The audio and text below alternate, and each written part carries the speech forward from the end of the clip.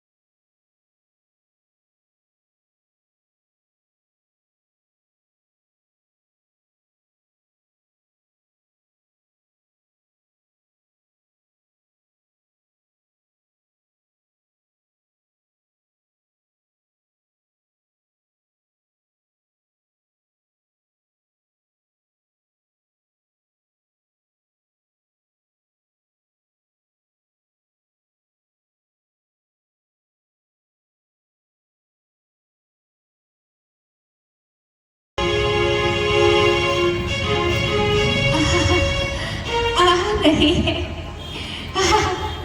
वे सुख के धाम इसी ओर आ रहे हैं। जो ध्यान में योगी ऋषि जन के भी आते हैं, समाधि वास में जिनके बड़े ज्ञानी लगाते हैं, वही रघुवीर आए हैं मुझे दर्शन कराने को। न देखा नीच जाति को, न मेरे कुल घराने को। कहूँ भक्तों में श्रेष्ठ शबरी, चित्त तो प्रसन्न है। आइए प्रभु, आइए, पधारिए। ओहो, बड़े ही सुकुमार हैं, कोमल किशोर, दया के भंडार है। लाओ, पहले आसन ले आओ। अरे अरे नहीं, पहले चरण धुलाओ। अरे ओहो, भूल ही गई, पहले कुछ खिलाओ फिर चरण दबाओ। क्या करूं? ओहो प्रभु, प्रभु। घबराओ नहीं देवी, घबराओ नहीं। हम तो केवल प्रेम के भूखे हैं, आप काहे को चिंता करती हो? क्षमा कीजिए प्रभु, बड़ी भूल हुई। जल्दी में आपके चरण छूए, आपको फिर नहाना पड़ेगा। क्यों? क्या हो गया? क्यों नहाना पड़ेगा देवी? प्रभु, प्रभु, मेरे छू जाने से तो साधुओं के वस्त्र अशुद्ध हो जाते हैं। यदि मेरी छाया पड़ जाए तो लोग तुरंत नहाते हैं। कोई मुझ नीच से पल्ला नहीं अपना मिलाता है। मेरा तो रास्ता भी छोड़कर संसार जाता है। ये उनकी भूल है शबरी। मनुष्य जन्म से नहीं, कर्म से श्रेष्ठ माना जाता है। बड़प्पन, धन, कुटुंब, वैभव, सकल कुल और चतुराई ना कुछ भी काम आएंगे यदि भक्ति नहीं पाई। प्रभु, मैं नीच कुजाति, कुबुद्धि और अज्ञानी। मेरे से तो दूर रहने में ही संसार का कल्याण है। ऐसा नहीं हो शब्द, जो धर्म का मूल सिद्धांत नहीं जानते हैं वही जाति और वर्ण का भेद मानते हैं। जिनके मन में भक्ति और प्रेम का स्रोत बहता है, वो संसार में किसी को नीच नहीं कहता है कोई चांडाल या ऊंचा किसी का वंश है, आत्मा सबकी उसी परमात्मा का अंश है। धन्य है भगवान, आज आपने सारा भ्रम मिटा दिया, ज्ञान का महास्रोत बहा दिया। आश्चर्य है। क्यों शबरी, इसमें आश्चर्य की क्या बात है? धर्म तो नीच को ऊंचा बनाने वाला होता है, गिरे हुए को ऊपर उठाने वाला होता है। नीच है या ऊंच है या दुष्ट हत्यारा है, जिसको प्यारा धर्म है मुझको वो ही प्यारा है। देवी, बड़ी भूख लग रही है, यदि कुछ खाने की वस्तु हो तो लाओ। अहो भाग्य, क्या आप मेरे घर का कुछ खाएंगे प्रभु? नहीं नहीं, इससे तो आप अवश्य ही अपवित्र हो जाएंगे।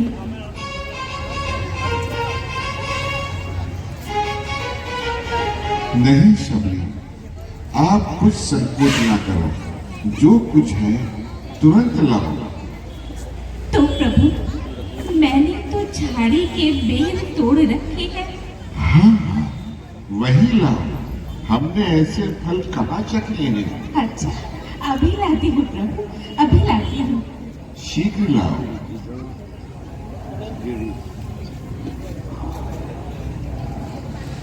आइए प्रभु, आइए।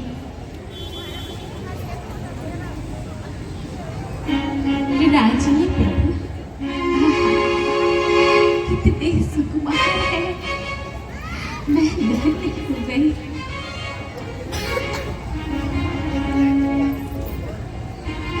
ये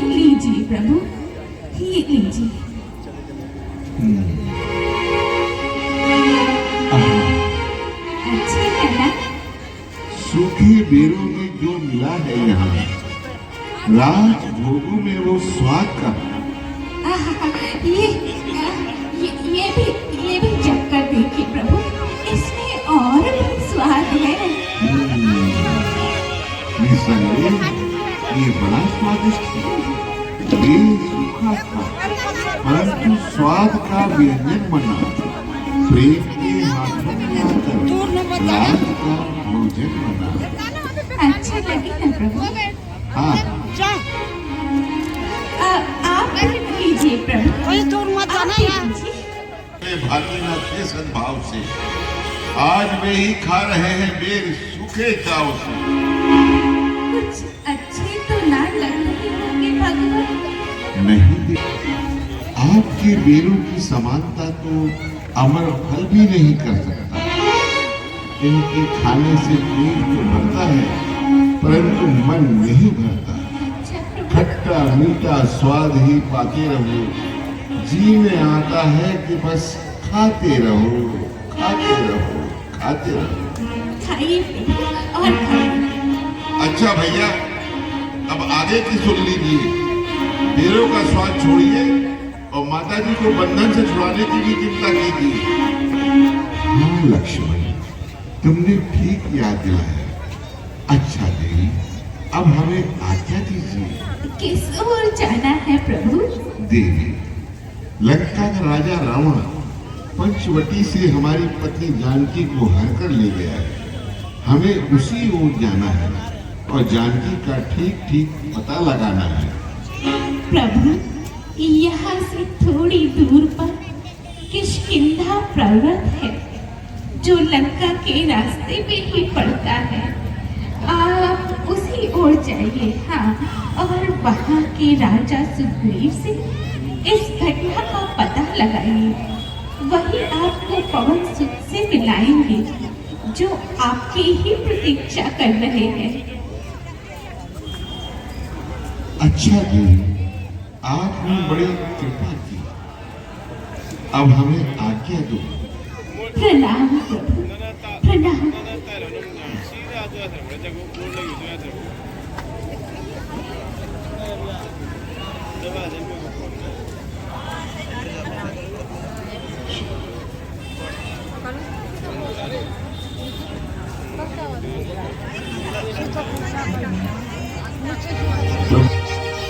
ये देखिए, यही हमारे स्वामी सुग्रीव किष्किंधा नरेश हैं, जो दुष्ट भाई बाली के हाथों बड़ा कष्ट पा रहे हैं और नगर को छोड़कर इस पर्वत पर जीवन बिता रहे हैं। सुग्रीव जी, हमें आपके साथ सच्ची सहानुभूति है।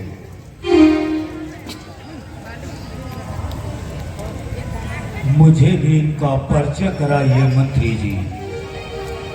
महाराज, ये अयोध्या नरेश श्री दशरथ महाराज के राजकुमार हैं, किंतु आजकल समय के प्रभाव से बड़े लाचार हैं। मेरे अहोभाग, जो आपने दर्शन देकर मुझे कृतार्थ किया। महाराज, ऐसी क्या बात हुई जो राजभोगों का त्याग करके वन में आना पड़ा? इतनी छोटी अवस्था में ही सन्यासियों का जीवन बिताना पड़ा। सुग्रीव जी, हमारी मझली माता कैकेयी ने किसी समय पिताजी से 2 वरदान पाए थे। एक दिन अच्छा अवसर जानकर उन्होंने छोटे भाई भरत को राज्य और मेरे लिए 14 वर्ष का वनवास मांग लिया। पिताजी को अपना प्रण निभाना पड़ा और मुझे घर छोड़कर वन आना पड़ा।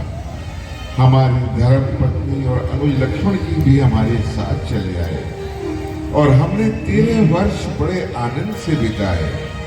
कुछ समय पहले हमने पंचवटी पर डेरा लगाया था और उसी समय से भाग्य ने पलटा खाया। एक दिन लंका का राजा रावण सीता को हर कर ले गया और हमें महाराज, मैं एक दिन इसी पर्वत पर बैठा हुआ अपने दुर्भाग्य पर आंसू बहा रहा था कि उसी समय एक विमान आकाश में उड़ता जा रहा था। जानकी जी बड़ा विलाप करती जा रही थी और अपने वस्त्र तथा आभूषण नोच नोच कर नीचे गिरा रही थी। उनमें से कुछ को मैंने इकट्ठा कर लिया था और सावधानी से अपने पास रख लिया था। तो सुग्रीव जी, वो वस्त्र और आभूषण हमें दिखलाइए। अभी लाता हूँ।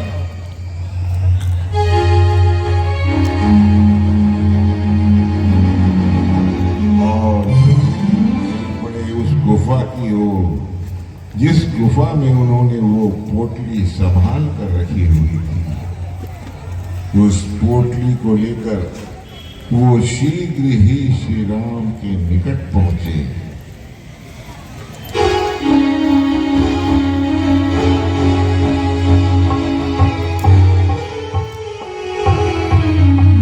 ये लीजिए महाराज, ये लीजिए।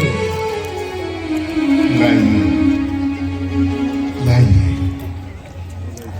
हाँ हाँ हाँ, ये गाड़ी सीते तुम कहाँ हो लक्ष्मण?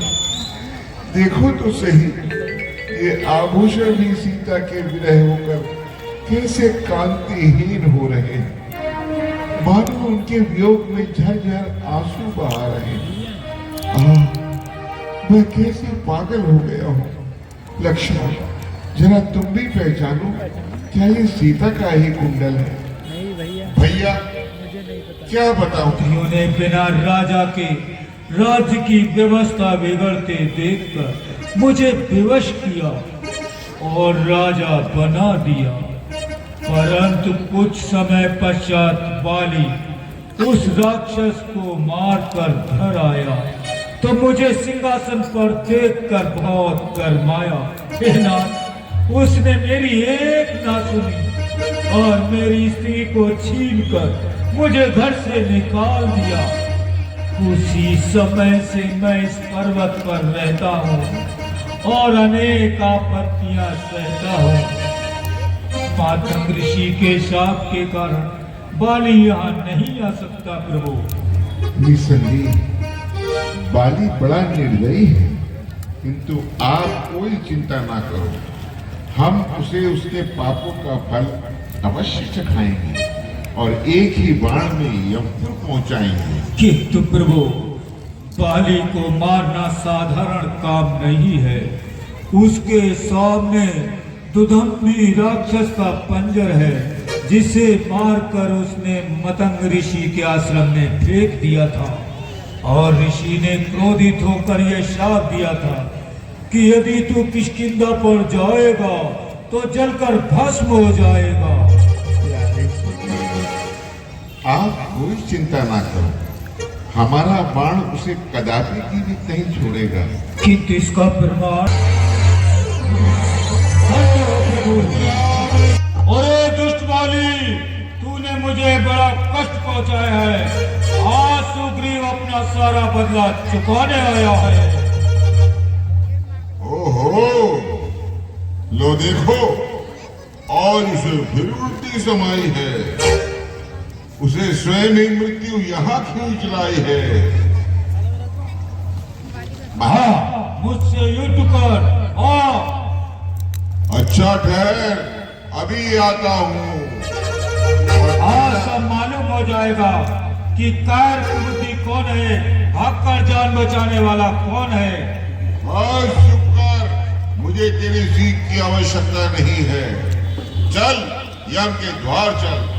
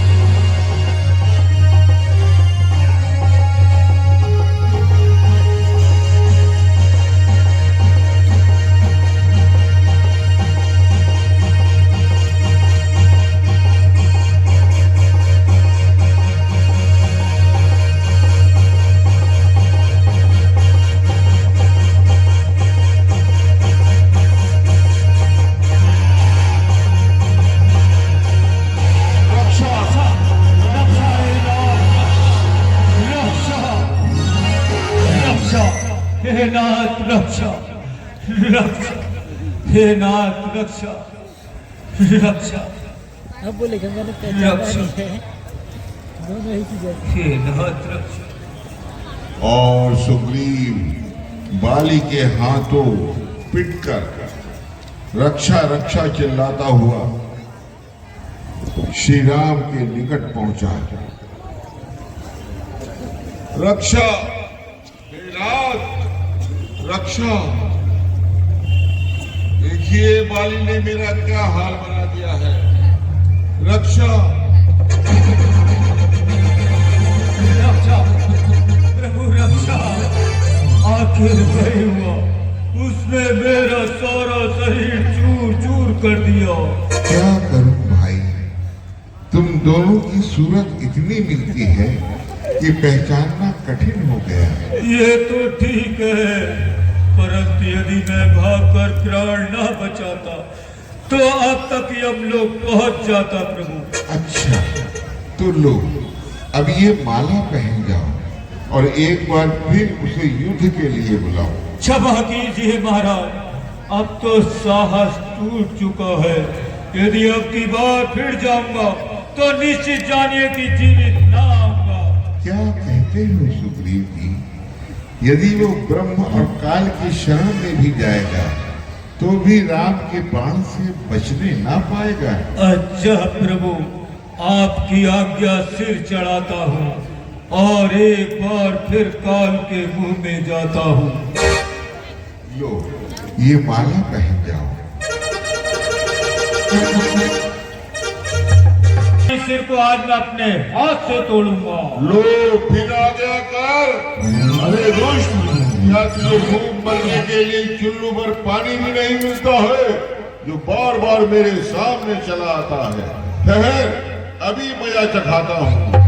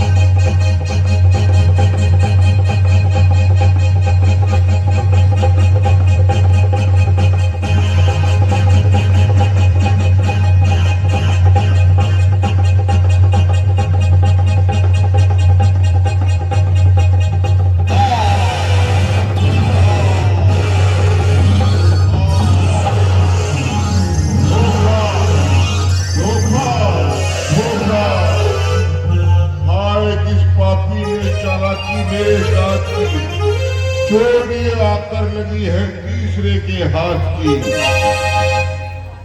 बात, तुमने क्रोध के वश होकर अपना कर्तव्य नहीं विचारा है, इसलिए हमने तुम्हें मारा है। राम,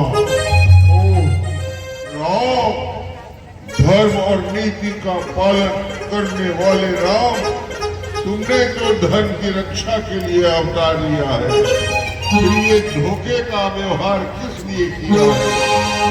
आप तो समदर्शी कहलाते हैं, फिर ये भेदभाव क्यों दिखलाया है? मुझे शत्रु मानकर सुग्रीव को मित्र किस लिए बनाया है? धर्म हेतु अवतार तिहारा, धर्म कर्म निज कहाँ विचारा। सुनो भाई, छोटे भाई की स्त्री, पुत्र वधू, बहन और कन्या, इन चारों को जो पाप दृष्टि से ताकता है उसके मारने में कोई पाप नहीं लगता। ठीक है, परंतु यदि मारना ही था तो सामने आकर मारा होता। मैं तो धर्म विहीन हूँ, तुमने तो धर्म विचारा होता। जब ब्रह्मा जी ने वरदान दिया हुआ है तुम्हें, तो उसको तोड़ देना भी तो हुआ है। सामने तुम पर असर होता नहीं पाषाण का, इसलिए छिपकर किया है वार तुम पर बाण। ठीक है महाराज, आपके आगे मेरी चतुरता नहीं चल सकती। अच्छा, मेरा प्रणाम लीजिए और इतना आशीर्वाद दीजिए, यही जन्म देई जो गाई, चरण कमल अनुराग समाई।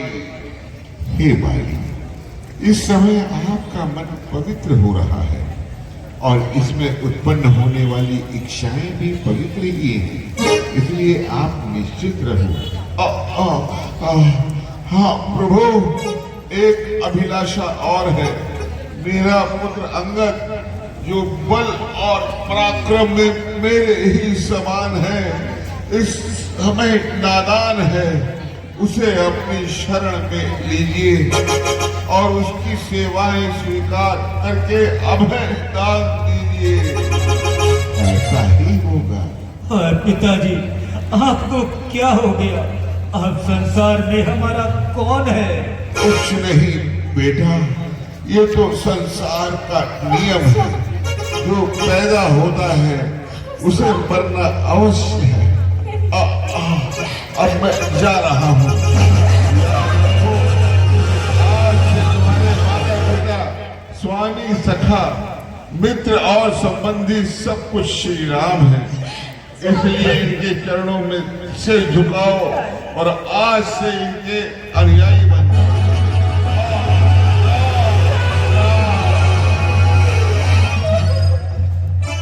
आओ बेटा, आज से मैं तुम्हें अपने आश्रय में लेता हूँ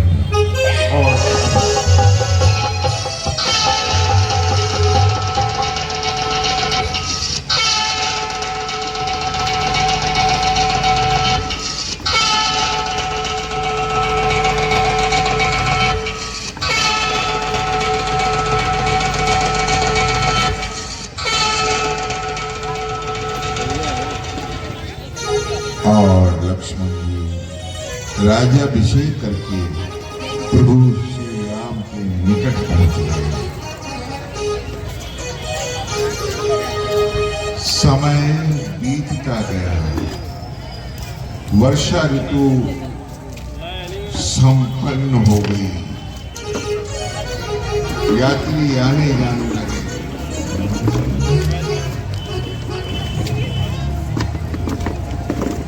लक्ष्मण, वर्षा का आगमन संसार को कितना सुंदर और सुहावना बना देता है, किंतु योगी के हृदय में प्रेम की अग्नि भड़का देता है। वन, नदी, नाले, सरोवर सब ही हैं सुंदर बने। वृक्ष, पत्ते, फूल नित्य नए से सुंदर बने। मूल, सारस, मीन, दादू मग्न है रसधार में। एक वियोगी ही अकेला रो रहा संसार में। हाँ भैया, ठीक कह रहे हैं, माता जी का भी यही हाल होगा। न जाने वो किस प्रकार विपदा के दिन बिता रही होंगी, आपकी याद में आंखों से अश्रुधार बहा रही होंगी। हाँ, यथार्थ है लक्ष्मण, विछोह रूपी वज्र जिस हृदय पर गिरता है